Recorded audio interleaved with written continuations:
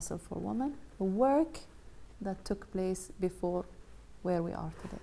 But the idea originates from Bahrain. Mm-hmm. It's the Supreme Council who contacted UN Women and asked whether UN Women would be interested in partnering with the Supreme Council for Women Affairs in order to build on the national edition and create a global edition.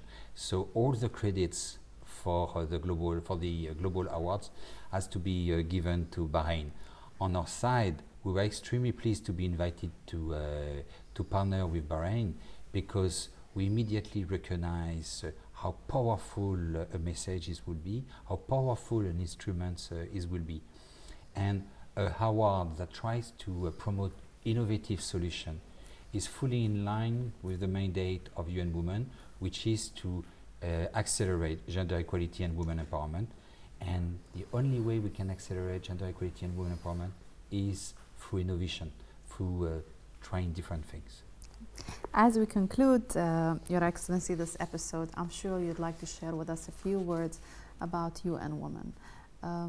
Newly born 5 years ago, if you look at the past 5 years, what are the achievements that you see and you're proud of, or what are the main objectives of the UN Women that you feel will make a difference to our world? UN Women is hardly more than 5 years old. It's the only United Nations agency to have been established in the 21st century. And in a lot of regard, it's a 21st century UN agency. Our establishment is a recognition that gender equality and women empowerment is a precondition for sustainable development. We are not to achieve the 2030 Agenda for Sustainable Development without progressing on every single gender equality and women empowerment dimension. So that's the first recognition, but it's also, unfortunately, a recognition that we are not progressing fast enough. Okay. And based on the existing trend, for example, we will have to wait for 118 years, 2223, before we reach gender parity in terms of pay gap. And this is important in terms of salaries. And this is important because women economic empowerment is a precondition for women political empowerment and elimination of violence against women.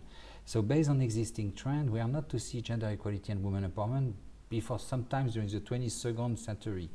And if it's a precondition for sustainable development, I'm afraid that it's something that nobody can afford to wait for. Yes. And so UN Women was established to accelerate gender equality and women empowerment. And and so one of our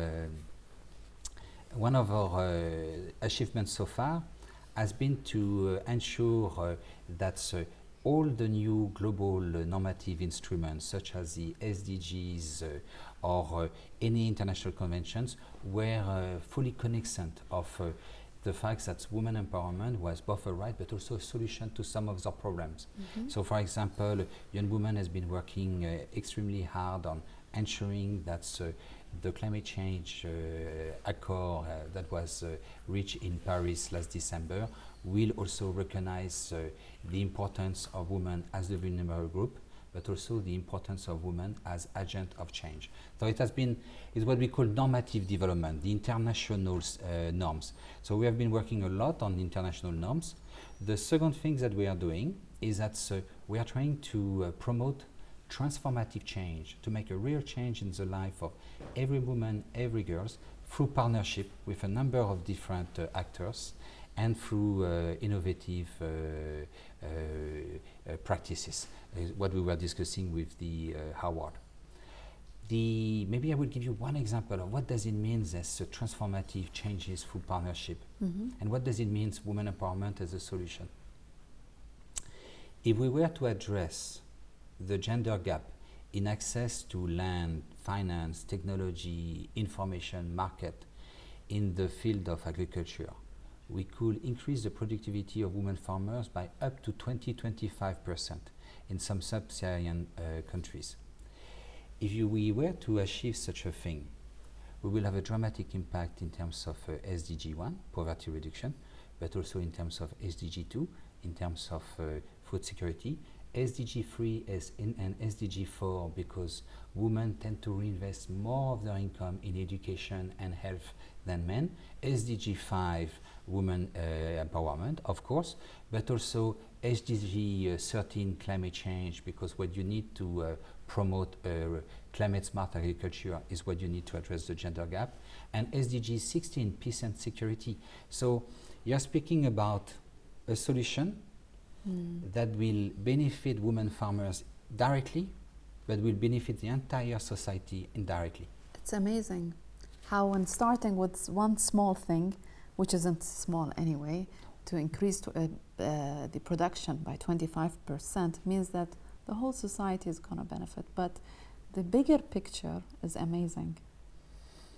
One of the reasons why I find my job in UN Women extremely interesting is because by working on gender equality and women empowerment, we're in the business of providing solutions, solutions to some of the most intractable challenges that the world face. And so, if I have only one key message, is that gender equality and women empowerment is not a zero-sum game. It's a win-win. Of course it is. For everybody. It is. Of course it is. It's amazing. Well, I'd like to thank you very much, Your Excellency. It's Ramadan. I want you to enjoy Ramadan in Bahrain. Thank you very much for your time. A final word you'd like to share with us on the program? I would very much like to wish happy Ramadan to everybody, and thanks Bahrain for having had this opportunity to visit this wonderful country. Thank you, United Nations Women, for giving us women opportunity to make a difference, bigger difference in the world. Thank you very much. Thank you. I'd like to remind our viewers that on this episode of Open Talk, we discussed Her Royal Highness Princess Sabika bint Ibrahim Al Khalifa's Global Award for Women Empowerment. A memorandum of understanding is being signed between UN Women and the Supreme Council for Women to start to officially launch the Global Award. But what I'd like to say as a Bahraini is that I'm personally proud that in March 2017, this Global Award, directly associated to the name of Bahrain, to the name of the First Lady, is being launched in New York. What I'm personally proud of is in 2018, the award will go to 3 categories: public, private sector, and the civil society. 3 basic players in the overall progress of all nations. We did jump to 2017, 2018, and we visualized how it will all be. It's a source of pride for every Bahraini individual to have such an award.